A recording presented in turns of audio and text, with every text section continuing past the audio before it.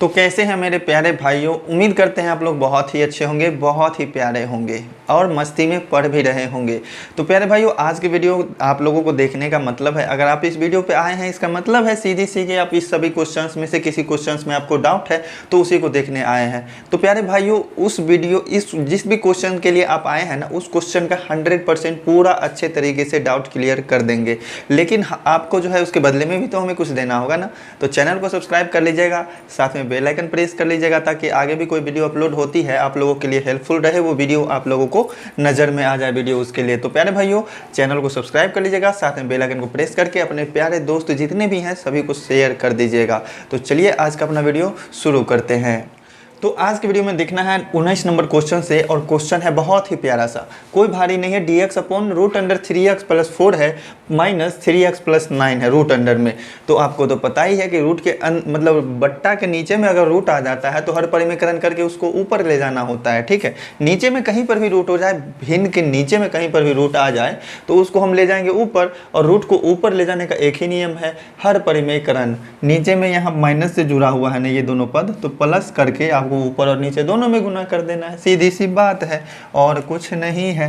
तो देखिएगा यहाँ से क्या लिख सकते हैं, इंटीग्रल ऑफ, ये हो गया -1 से 0 dx अपॉन कितना है ये रूट अंडर 3x प्लस 4 है और minus root under 3x plus 9 है। और इसमें हमको हर परिमेकरण के लिए करना क्या है, ये दोनों पद माइनस से जुड़ा हुआ है ना, तो इसको प्लस करो और ऊपर नीचे दोनों से गुना कर दो। तो रूट अंडर कितना हो जाएगा 3x प्लस 4 और plus root under 3x plus 9, और बट्टा में कितना हो जाएगा, यही चीज़ सेम हो जाएगा 3x प्लस 4 और plus root under 3x plus 9। हर परिमेकरण का बेसिक तो आप जानते ही हैं। देखो ये दोनों सेम चीज़ है, काट करके आप बात फिर इतने पर ही ला सकते हैं, लेकिन हर परिमेकरण कर रहे हैं इसको काटेंगे नहीं, काटेंगे नहीं तो करेंगे क्या, तो गुना कर देंगे सामने सामने वाला को। तो यहाँ से हो जाएगा -1 से लेकर के 0 तक का लिमिट, ऊपर वाला को 1 से गुना किया तो इतना हो जाएगा, उतना ही का उतना ही 3x प्लस 4 और प्लस में रूट अंडर 3x प्लस 9। अब देखो नीचे वाला को गुना करेंगे तो इसमें है कुछ खास बात, यहाँ a माइनस बी है, यहाँ a प्लस बी है, a square minus B square वाला चीज़ लग जाएगा यहाँ पे। तो 3x प्लस 4 और 3x प्लस 4 एक ही जगह पर है, तो रूट अंडर 3x प्लस 4 का क्या हो जाएगा स्क्वायर, और माइनस बी स्क्वायर होता है तो इसका स्क्वायर कर देंगे, रूट अंडर 3x प्लस 9 का होल स्क्वायर। अब देखो 12th में आप लोग पढ़ते हैं, ये सब चीज़ अगर नहीं मालूम होगा तो बहुत दिक्कत की बात है। ठीक है, अगर नहीं आता है तो दिक्कत की भी कोई बात नहीं है, आप लोग अभी भी पढ़ सकते हैं, देर नहीं हुआ है, वीडियो खोज लीजिए और पढ़ लीजिए। सर्च कीजिए कहीं पर हर परिमेकरण कैसे करते हैं, यूट्यूब पर ही किन्हीं भी टीचर का देख सकते हैं। मैं ये नहीं कहता हूँ कि मेरा ही वीडियो देखें, लेकिन आपको जहाँ ज़्यादा समझ में आ रहा है ना बस वहाँ देखें। हम तो कोशिश करते हैं कि ज़्यादा से ज़्यादा कि आपको समझा दे पूरी तरीके से। ठीक है, अगर अच्छे लगते हैं तो देखिए प्यारे भाइयों, और अपने दोस्तों को भी शेयर करिए ज़्यादा से ज़्यादा। तो देखिए यहाँ से अब क्या कर सकते हैं, इसको हल करेंगे, थोड़ा सा हल करेंगे, 8वां 9वां क्लास वाला बस चीज़ लगाना है। -1 से 0 जैसे है वैसे करते गए तो ये हो गया ऊपर में रूट अंडर 3x प्लस 4 और प्लस में रूट अंडर 3x प्लस 9, और नीचे वाला को सॉल्व करेंगे तो रूट वाला का स्क्वायर करते हैं तो आपको तो पता है, रूट वाला का स्क्वायर करेंगे तो सीधा से रूट हट जाएगा, अंदर वाला चीज़ सेम सेम उतर जाएगा, 3x प्लस 4 हो जाएगा ना। ठीक है, और ये माइनस है तो माइनस देना पड़ेगा, 3x प्लस 9 हो जाएगा ना, 3x प्लस 9। अब देखो घटाने में होता है लोचा, क्या लोचा होता है, तो सभी का चिन्ह बदलना पड़ता है। ठीक है, तो चलो चिन्ह बदल देते हैं। नीचे वाले का इंटीग्रेशन ऑफ -1 से 0 है, ये हो गया रूट अंडर 3x प्लस 4 और प्लस में रूट अंडर 3x प्लस 9। ठीक है, और बट्टा में क्या आ रहा है सो देखते हैं, ये हो जाएगा 3x प्लस 4 और माइनस 3x माइनस 9। 3x से 3x कट जाएगा, 4 में से 9 घटेगा, इंटीग्रल किसके सापेक्ष, x के सापेक्ष।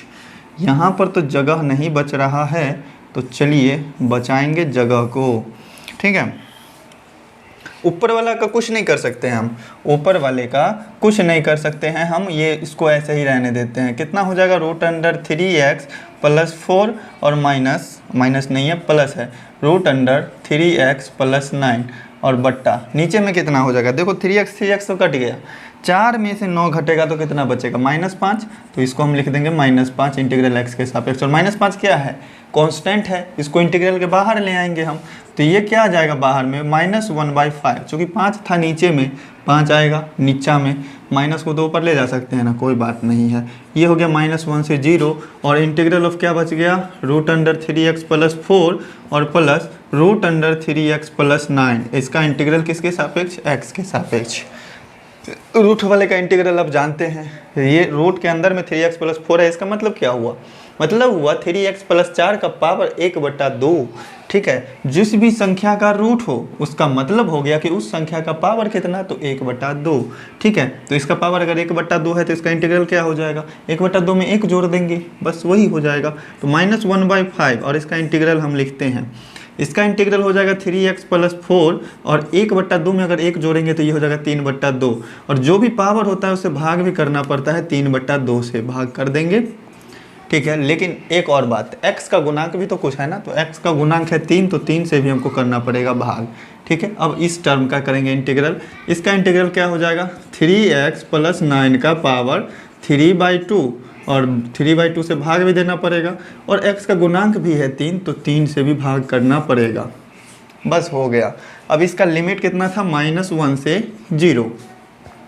ठीक है, -1 से 0, -1 से 0, बस यही चीज़ तो करते आए हैं पूरा, अब कुछ नहीं करना है। -1/5 ब्रैकेट के अंदर इसको यदि सॉल्व करते हैं तो ये कितना आ जाता है, 3 × 9/2 होगा। 9/2 को ऊपर ले जाएंगे तो 2/9 हो जाएगा। ठीक है, और इंटू 3x + 4 का पावर 3/2 और प्लस इसमें भी 9/2 होगा, नीचे में ऊपर ले जाएंगे तो 2/9 हो जाएगा।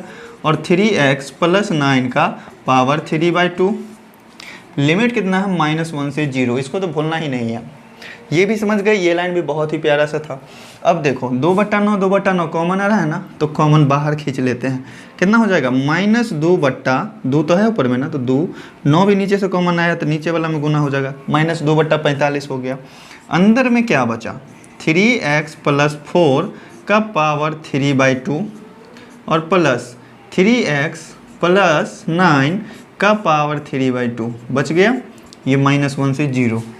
अब क्या करना है, अब तो भाई सीधे से सरल रूप में ले आए ना, अपर लिमिट लोअर लिमिट रख के जो भी होता है अपना डिफिनिटी इंटीग्रेशन का, बस वो चीज़ रख के उसका वैल्यू निकालना है, आंसर अपना आ जाएगा। इधर थोड़ा सा साफ करना पड़ेगा, साफ करते हैं, इसके आगे का सॉल्व करते हैं। स्क्रीनशॉट लेकर के नोट करना चाहते हैं प्यारे भाई, नोट कीजिए, फिर बढ़ेंगे इसके आगे। तो देखिएगा मेरे प्यारे भाइयों, अब इसके आगे कैसे सॉल्व करना है, बस बहुत ही प्यारा सा मेथड है। कौन सा मार्कर है, यही है। ठीक है, देखो यहाँ से क्या होता है, -2/45 है तो इसको ज्यों का त्यों रख देते हैं। अपर लिमिट और लोअर लिमिट रखना है आपको, 0 रखना है ना पहले x की जगह पर। x की जगह पर देखो 0 रखो, तो 3x को x की जगह पर 0 रखेंगे तो ये तो 0 हो गया ना, बचेगा सिर्फ 4। कितना बचेगा, 4 का पावर 3/2 बच जाएगा। ठीक है, इसमें भी x की जगह पर 0 रखेंगे तो ये बच जाएगा 9 का पावर 3/2। ठीक है, अब कुछ नहीं, घटाना है लोअर लिमिट रख करके, घटाएंगे लोअर लिमिट रख करके। इसमें -1 रखेंगे, x की जगह पर यदि -1 रखेंगे तो 3 गुना -1 -3 हो जाएगा। 4 में से 3 घटेगा तो 1 हो जाएगा, 1 का पावर 3/2 बच जाएगा, 1 का पावर 3/2। फिर से घटाना है अगला वाला पद भी, 3x + 9, इसमें अगर x की जगह पर -1 रखते हैं तो ये हो जाएगा -3 और 9 में से 3 घटेगा तो 6 बचेगा। इसको हम लिख सकते हैं 6 का पावर 3/2। बस ये हो गया अपना काम ख़त्म। अपर लिमिट लोअर लिमिट रख दिए, लिमिट का काम ख़त्म। ठीक है, अब देखो -2/45 ब्रैकेट के अंदर में 4 को हम 2 का स्क्वायर लिख सकते हैं, 4 को हम 2 का स्क्वायर लिख सकते हैं और फिर इसका पावर कितना, 3/2। 9 को हम 3 का स्क्वायर लिख सकते हैं, 3 का स्क्वायर और उसका पावर 3/2 है, तो इस तरीके से रहने दें। सिर्फ 9 को हम 3 का स्क्वायर लिखें। ठीक है, और माइनस 1 का स्क्वायर, कितना भी पावर हो जाए तो 1 ही होगा, और माइनस इस 6 को √6 का स्क्वायर लिख सकते हैं कि नहीं, और फिर उसका पावर 3/2 तो है कि नहीं मेरे प्यारे भाइयों, बताओ, है ना। अब देखो यहाँ से ये पावर 2 और ये पावर 2 कट जाएगा, क्योंकि किसी भी संख्या का स्क्वायर है पहले से। ठीक है, देखो जैसे a का पावर m है और फिर पूरे का पावर n हो गया। क्लास 8वां में, 6ठे क्लास में पढ़े थे, ए का पावर एम एन हो जाता है। पावर क्या होता है? गुना हो जाता है। किसी भी पावर वाले संख्या का पावर है, उसका भी पावर है, उसका भी पावर है, तो क्या होगा? सब आपस में पावर क्या हो जाएंगे? गुना हो जाएंगे। ये सब बेसिक चीज़ है, 8वां 9वां क्लास वाला चीज़ है। तो 2 से 2 ये भी कट जाएगा, गुना होगा, तो यहाँ भी 2 से 2 कट जाएगा, बचेगा क्या? तो ये हो गया -2/45। ब्रैकेट के अंदर में ये बच जाएगा 2 का पावर 3। 2 का पावर 3 बचेगा, प्लस में 3 का पावर 3 बचेगा, और माइनस में 1 बचेगा, और माइनस में √6 का पावर 3 बचेगा। √6 को 3 बारी गुना करेंगे तो क्या होगा? √6 को √100 से गुना किए 2 बारी तो 6 हो जाएगा, और एगो बचेगा सिंगल, तो इसको गुना करने पर आ जाएगा 6√6। ठीक है। अब देखो इस सबको सॉल्व करो तो कितना हो जाएगा? -2/45 है ना। अब ये हो जाएंगे 2 का पावर 3, मतलब 2 दूनी 4, दूनी 8, बाहर आना चाहिए। 3 का पावर 3, 3 तिया 9 तिया 27, ये आ गए 27, ये हो गया -1, ये हो गया -6√6। देखो आंसर आ गया है, कोई दिक्कत नहीं है। -2/45 है, ब्रैकेट के अंदर में 8 और 27 को जोड़ेंगे तो 35, 35 में से 1 घटेगा तो हो जाएगा 34, -6√6। अब देखो इस दोनों संख्या में से कुछ कॉमन आ रहा है, कॉमन, तो क्या कॉमन आ रहा है? 2 कॉमन आ रहा है ना, तो 2 कॉमन को हम बाहर ले लेंगे तो -4 हो जाएगा यहाँ पर, बट्टा 45 हो जाएगा। लेकिन ब्रैकेट के अंदर से हम 2 कॉमन लिए थे तो बच गया 17 और -3√6। देखो प्यारे भाइयों, आ गया कि नहीं आ गया आंसर? बस आपको स्टेप बाय स्टेप सॉल्व करना है, कहीं पर भी कोई गलती नहीं करना है, कोई मिस्टेक नहीं करना है। क्वेश्चन तो है बहुत ही प्यारा सा। तो देखिए ये जो टाइप था अपना क्वेश्चन नंबर 19 पे आके हुआ ख़त्म। अब इसके बाद आएगा क्वेश्चन नंबर 20, जिसमें सब्स्टिट्यूशन मेथड लगेगा, प्रतिस्थापन विधि वाला मेथड लगेगा। तो उसको थोड़ा सा इंटीग्रेशन सॉल्व करने में थोड़ा 2-3 स्टेप लाइन बढ़ जाता है, लेकिन उसको भी बहुत ही प्यारे तरीके से समझाएंगे। दोनों तरीका समझाएंगे कि 2-3 स्टेप बढ़ा करके कैसे और 2-3 स्टेप घटा करके कैसे। अगर चैनल को सब्सक्राइब नहीं किए हैं तो चैनल को सब्सक्राइब ज़रूर कर लीजिएगा, क्योंकि बहुत ही हेल्पफुल होने वाला है आपके लिए चैनल, और अपने दोस्तों को भी शेयर ज़रूर कीजिएगा। ठीक है, तो चलिए बढ़ते हैं अपने नेक्स्ट क्वेश्चन नंबर 20 पे। तो देखिएगा मेरे प्यारे भाइयों, क्वेश्चन नंबर 20 है बहुत ही प्यारा सा, लेकिन टाइप थोड़ा सा चेंज है, प्रतिस्थापन विधि का यूज़ करना है। तो देखिएगा यहाँ पर क्वेश्चन में आप देख सकते हैं कि एगो फंक्शन sin x यहाँ पर है और sin x का डेरिवेटिव cos x यहाँ पर है। तो कोई भी अगर फंक्शन होगा ना, सब्स्टिट्यूशन मेथड में क्या होता है, अगर कोई फंक्शन अवेलेबल है तो उसका डेरिवेटिव भी उसमें अवेलेबल होना ही चाहिए पक्का। अगर नहीं है तो फॉर्म चेंज कर करके हम किसी भी फंक्शन का डेरिवेटिव लाते हैं, कहीं पर भी, ऊपर में हो नीचे में हो, कहीं पर भी उस फंक्शन के डेरिवेटिव के रूप में लाना पड़ता है। तो यहाँ sin x और cos x तो डायरेक्ट से है ही डेरिवेटिव और फंक्शन। ठीक है, तो इसमें कुछ नहीं करना है, बस डायरेक्ट से आपको मानना है और बनाना है। मान लेना है इसमें z किसी भी फंक्शन को जिसका डेरिवेटिव है। ठीक है, तो मानते हैं z बराबर किसको माने, तो माना z बराबर sin x को। ठीक है, तो इसका डेरिवेटिव क्या हो जाएगा, dz बराबर हो जाएंगे cos x dx। अब ये कैसे होता है ये तो आपको पता ही है, सब्स्टिट्यूशन मेथड इंडिफिनिट इंटीग्रेशन में बहुत प्यारा तरीके से समझाए हैं। z बराबर क्या है, sin x है ना। अगर z का डेरिवेटिव हम x के सापेक्ष ज्ञात करेंगे तो ये क्या हो जाएगा, dz/dx, और sin x का डेरिवेटिव x के सापेक्ष क्या होता है, cos x होता है। बस यही dx को इधर ले जाकर मल्टीप्लाई में भेजा दिए हैं, तो dz बराबर cos x/dx आ गया, cos x dx। तो बस यही सब चीज़ होता है, ये सब तो बेसिक है, बहुत ही प्यारा सा है। तो ये सभी चीज़ को ज़्यादा माइंड नहीं करना है, क्वेश्चन ज़्यादा बनाइएगा, प्रैक्टिस कीजिएगा, तो ये सब चीज़ खुद ब खुद दिमाग में फिट हो जाएगा। तो dz बराबर cos x dx आ गया। अब क्या करना है, वैल्यू पुट करना है। इंटीग्रल ऑफ कितना, 0 से π/2 और 1 + sin x है ना, तो sin x को हम तो z माने हैं, तो ये हो जाएगा 1 + z, 1 + z का पावर 3। cos x dx किसके बराबर है, dz के बराबर, तो इसकी जगह पर dz लिख देंगे। फंक्शन था पहले x के सापेक्ष, अब फंक्शन हो गया z के सापेक्ष। ठीक है, तो देखिएगा इसमें 2-3 स्टेप लाने का भी सिखाएंगे और 2-3 स्टेप हटाने का भी सिखाएंगे। 1 + z का पावर 3 है, इसका इंटीग्रल क्या हो जाएगा, सीधे से पावर 1 जोड़ करके भाग दे देंगे, तो इसका इंटीग्रल हो जाएगा 1 + z का पावर 4 और बट्टा 4 हो जाएगा। पावर 1 जोड़ेंगे और उसमें जितना से जोड़ के हुआ है उतना से भाग भी देना पड़ता है ना, तो 0 से π/2 का लिमिट है। अब देखो यहाँ से आप 2 चीज़ कर सकते हैं कि आप यहाँ से ये भी कर सकते हैं कि z का मान रखेंगे sin x, और यहाँ पर ये भी कर सकते हैं अपर लिमिट और लोअर लिमिट रख के z का मान डायरेक्ट से निकाल लेंगे कहीं पर। ठीक है, तो देखिएगा यहाँ पर एक चीज़ पहले हम समझा देते हैं। देखो यहाँ पर अगर आप चाहते हैं तो z का मान रख लो, तो क्या हो जाएगा, 1 + z की जगह पर हम रख देंगे कितना, sin x। ठीक है, और बट्टा क्या हो जाएंगे 4, ये हो गया 0 से π/2, और sin x 1 + sin x का कितना था, पावर 4 था ना, तो वो चीज़ तो छूट रहा था, अब देखो क्वेश्चन भले इस वीडियो में ज़्यादा नहीं हो लेकिन समझाएंगे पूरे अच्छे तरीके से, क्योंकि नया टाइप का क्वेश्चन है। देखो अब 1 प्लस साइन एक्स है ना, इसमें क्या करना, फंक्शन जो भी था एक्स के रूप में आ गया, अपर लिमिट लोअर लिमिट का वैल्यू रखना है आपको। तो देखिए क्या कर सकते हैं, अब यहाँ से ब्रैकेट ले लो आप, 1 प्लस साइन एक्स है ना, एक्स की जगह पर हम रखेंगे π/2, तो ये क्या हो जाएगा 1 प्लस साइन π/2, π/2 का मतलब 90 डिग्री, और साइन π/2 का वैल्यू कितना हो जाएगा, मतलब साइन 90 डिग्री का वैल्यू 1 हो जाएगा, और इसका हो जाएगा पावर 4 और बट्टा में 4, π/2 तो रख दिए मान। अब x की जगह पर रखना है 0, घटाना है लोअर लिमिट रख के, तो ये कितना हो जाएगा 1 प्लस और साइन 0 डिग्री हो जाएगा। साइन 0 का मान कितना, साइन 0 का मान होगा 0 और इसका पावर 4 और बट्टा 4, बस यही चीज़ है सीधे से, बहुत ही हल्का क्वेश्चन है। अब देखो ये कितना हो गया, 1 1 2 और 2 का पावर 4 करेंगे तो कितना हो जाएगा 16 बट्टा 4, 2 का पावर 4 करेंगे, 2 दूनी 4 दूनी 8 दूना 16 होता है ना, तो ये हो गया 16 बट्टा 4 और माइनस ये कितना आ जाएगा, 1 का पावर 4 करेंगे तो 1 ही होगा, ये हो जाएगा 1 बट्टा 4। ठीक है, अब इसको घटाएंगे तो ये कितना आएगा, 16 में से 1 घटेगा तो 15 बट्टा 4, ये हो जाएगा अपना प्यारा सा आंसर। अब देखो बीच में अगर आप ये 3 स्टेप को गायब करना चाहते हैं ना तो भी कर सकते हैं। देखो यहाँ से ये तो अपना हो गया प्यारा सा आंसर, यहाँ तक आप नोट कर सकते हैं। इस वीडियो में ज़्यादा क्वेश्चन नहीं बताएंगे, एक क्वेश्चन और इसके बाद बताएंगे। देखो ये तो आंसर हो ही गया, लेकिन थोड़ा सा एक स्टेप और एक चीज़ और सिखा देते हैं, ये चीज़ नोट कर लो, ये चीज़ हो गया अपना प्यारा सा आंसर। एक और तरीका सिखाते हैं, जैसे देखो ये सॉल्व हो गया, बहुत ही प्यारा सा। एक चीज़ और सीखना है ना, नया नया चीज़ सीखना है, कोई दिक्कत वाली बात नहीं है। यहाँ से आप चाहते हैं तो एक और तरीका से कर सकते हैं, जैसे देखो जेड के रूप में है ना, इसको आप चाहें तो नहीं भी चेंज कीजिएगा, जिसको माने हैं उसके रूप में सीधे से आप निकाल लेंगे कि x का लिमिट कौन कौन सा है, 0 और π/2 है।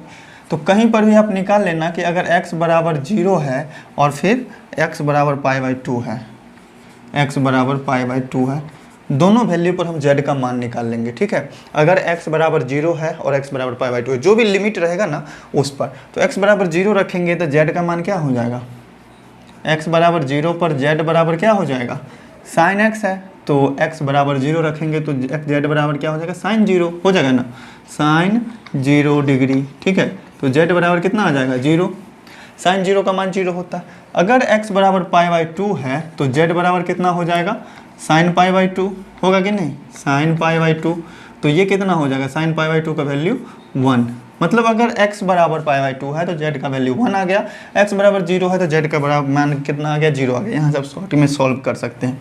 देखो पहले तो अपर लिमिट रखते हैं ना π/2 वाला, तो π/2 वाला वैल्यू रखेंगे, तो x का मान यदि π/2 रखे हैं तो z का वैल्यू कितना है, 1 आया, तो डायरेक्ट से आप z की जगह पर 1 रख लेंगे। ठीक है, तो ये हो जाएगा 1 प्लस 1 का पावर 4 और बट्टा में 4 और माइनस, अब 0 रख के चेक करना, तो x बराबर 0 रखे हैं तो z का मान भी आया है 0, तो इसमें z की जगह पर रख देंगे 0, तो ये हो जाएगा 1 प्लस 0 का पावर 4 और बट्टा 4। ये भी था ना स्टेप, बहुत ही प्यारा था, 2-3 स्टेप गायब हो गया बीच में, बस ये भी बस वही चीज़ हो जाएगा, 16 बट्टा 4 और माइनस 1 बट्टा 4, घटाने पर 15 बट्टा 4 अपना प्यारा सा आंसर। ठीक है, उम्मीद करते हैं प्यारे भैया बहुत ही प्यारे तरीके से समझ में आया होगा। तो चलिए एक और क्वेश्चन देख लेते हैं, क्वेश्चन नंबर 21। तो देखिए प्यारे भाइयों, हम बच्चों को किस तरीके से समझाते इस तरीके से, क्योंकि जिस स्टेज में आज आप हैं, क्लास 10th में है या फिर क्लास 12th में है, तो उस स्टेज से हम भी तो निकल चुके हैं ना। तो क्लास 12th में हमको मैथ में जहाँ जहाँ पे डाउट होता है ना, जहाँ जहाँ डाउट होता था उस टाइम में, जिस टाइम में हम 12th में थे, तो जहाँ जहाँ पे डाउट होता था बस उस स्टेप को हम पढ़ते थे अच्छे तरीके से, और उसी स्टेप को हम आज सॉल्व करने का सिखाते हैं आप लोगों को। जो भी जहाँ पे भी ज़्यादा ध्यान को कंसंट्रेट करते हैं, एकदम से आप लोगों को बताते हैं कि हाँ ये चीज़ सीखो, तो वहाँ पे मतलब हमको भी डाउट हुआ था अपने समय में। ठीक है, तो इसीलिए आज उस जगह पे डाउट क्लियर कराता हूँ। तो देखिएगा प्यारे भाइयों, 1 प्लस कॉस एक्स का होल स्क्वायर है और साइन एक्स है। ध्यान देंगे कि फंक्शन का जो भी स्क्वायर है यहाँ पे, तो इसको अगर हम जेड मान लेते हैं तो उसका डेरिवेटिव तो साइन एक्स है ना, माइनस साइन एक्स होता है, लेकिन चिन्ह अगल बगल में इधर उधर कर सकते हैं। तो देखिएगा यहाँ से इस कॉस एक्स को हम करते हैं जेड मान लेते हैं, तो माना जेड बराबर क्या है, कॉस एक्स है, तो यहाँ से डी जेड क्या हो जाएगा, minus sine x D x हो जाएगा कि नहीं होगा, लेकिन ऊपर में सिर्फ साइन एक्स डी एक्स है हमारे पास, इस माइनस को हम करते हैं इधर भेज देते हैं। ठीक है, तो देखिएगा यहाँ से क्या हो जाएगा, लिमिट है 0 से π/2, ठीक है, 1 प्लस कॉस एक्स को हमने जेड मान लिया तो इस पर रख देंगे जेड, इसका होल स्क्वायर हो जाएगा। Sine x D x minus D Z के बराबर है, तो माइनस को हम बाहर में ले लेते हैं, डी जेड यहीं रख लेते हैं। एक स्टेप बढ़ाने से क्या फ़ायदा, यहाँ पर माइनस लेंगे, फिर अगला स्टेप में माइनस को बाहर करेंगे, डायरेक्ट बाहर कर लिए, ठीक है। 1 प्लस जेड स्क्वायर का क्या, 1 प्लस जेड का होल स्क्वायर का इंटीग्रल क्या हो जाएगा, डायरेक्ट से लिख लेते हैं, माइनस है तो माइनस लिख देते हैं। 1 प्लस जेड का पावर 3 हो जाएगा, बट्टा में 3 हो जाएगा, और इसका लिमिट हो जाएगा 0 से π/2। और हमने क्या बताया, यहाँ पर जो भी जेड इसका इंटीग्रल निकल गया ना, अब डायरेक्ट से आप अगर चाहें तो जेड का मान भी रख सकते हैं, लेकिन एक 2 स्टेप बढ़ जाएगा, ठीक है। थोड़ा सा सॉल्व करेंगे इसको, जेड का मान निकालेंगे, कहीं पर भी आप निकाल लो, लिमिट 0 से π/2 का है ना, तो x बराबर 0 पर और x बराबर π/2 पर जेड का मान निकाल लो। तो x बराबर 0 रखेंगे तो जेड बराबर क्या हो जाएगा, cos 0, क्योंकि x का मान तो 0 है तो x की जगह पर 0 रखेंगे। cos 0 का मान कितना होता है 1, अगर x बराबर π/2 है तो z बराबर कितना हो जाएगा cos π/2, और cos π/2 का मान कितना होता है 0, cos 90 का मान 0। तो अगर x बराबर 0 है तो z का मान 1, x बराबर π/2 है तो z का मान 0, क्योंकि फंक्शन तो जस्ट उल्टा है ना, साइन का उल्टा cos है कि नहीं।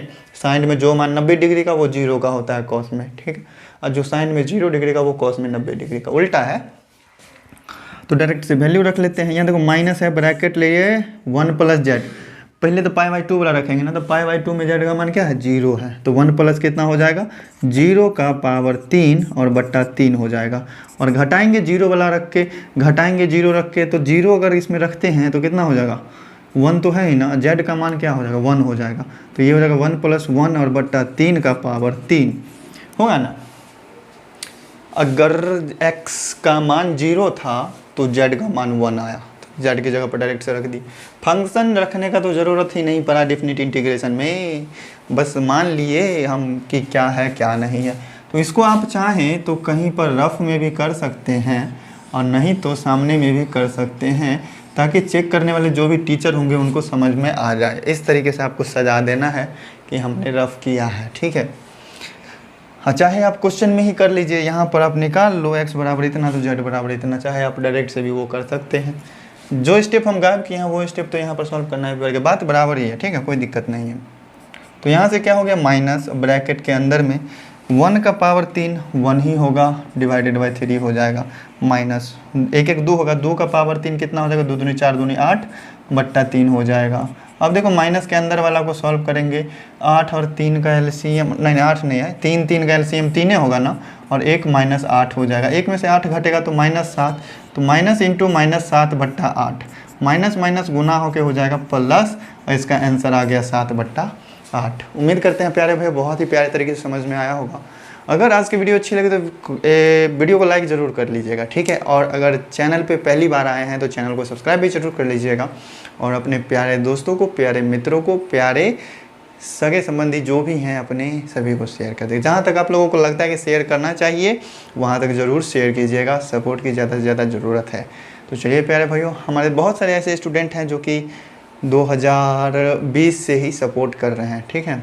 संतोष कुमार, रोशन कुमार, धर्मेंद्र करके हैं, बहुत सारे स्टूडेंट हैं। तो शुरुआत में जो लोग सपोर्ट करते हैं उनका नाम हमेशा याद रहता है, लाइफ टाइम तक याद रहता है, ठीक है। तो बस सपोर्ट करें आप लोग, और उन लोगों का नंबर भी है हमारे पास पर्सनली, वो लोग व्हाट्सएप पे भी चैट करते हैं, कॉल करके भी बात किए हुए हैं। चलिए फिर मिलते हैं नेक्स्ट वीडियो में, देखेंगे आगे की चीज़ों को बहुत ही प्यारे तरीके से, बहुत ही अच्छे तरीके से। तब तक आप लोग पढ़ते रहें, खुश रहें, मस्त रहें। Thank you.